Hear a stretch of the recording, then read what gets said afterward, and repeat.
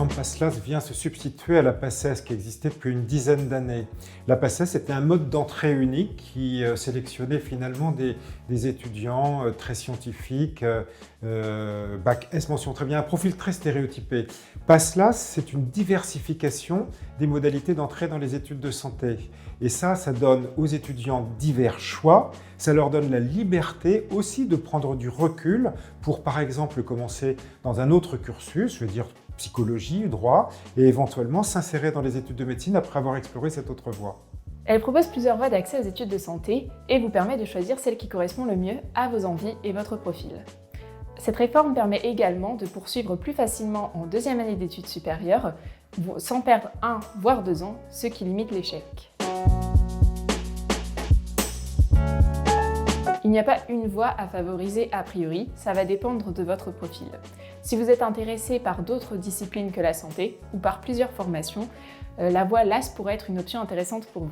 Les étudiants ont le choix entre PASS et LAS. La PASS, ça ressemble quand même beaucoup au plan des programmes à ce qui existait ces dernières années dans la PACES. Donc c'est probablement davantage formaté, je dirais, pour un étudiant qui ne considère pas d'autre choix que se lancer dans des études de santé, même si le résultat n'est jamais complètement garanti au départ, et puis qui a un profil plutôt scientifique.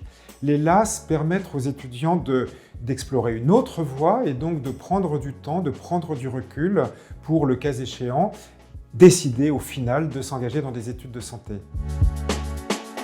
Pour entrer dans les études de santé, Je vous conseille de trouver votre rythme et votre méthode de travail. Chacun a une méthode différente pour réviser et il faut que vous réussissiez à trouver ce qui vous convient le mieux en évitant de trop vous comparer aux autres. C'est aussi important de garder une bonne hygiène de vie et de préserver du temps pour soi pendant ces années, que ce soit pour voir vos amis et votre famille, pour faire du sport, regarder un film ou n'importe quelle autre activité qui vous fasse plaisir. Je pense qu'il faut recommander aux étudiants de réfléchir avant à ce que sont leurs qualités et leurs défauts, apprendre à se connaître. Finalement, c'est quelque chose à faire, je pense, dès le lycée. En particulier, se dire que l'apprentissage des études de médecine nécessite d'être capable de mobiliser son attention instantanément dès le début de les cours, de se concentrer, d'être capable de réaliser des synthèses à partir de prises de notes rapides. C'est vraiment les qualités que je recommanderais de travailler. Il existe des sites internet des facultés de médecine et puis aussi de la conférence des doyens de médecine.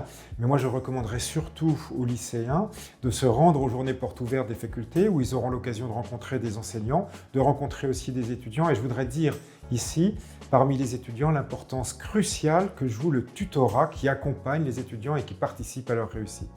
Il faut bien prendre le temps de trouver la voie qui vous correspond le mieux.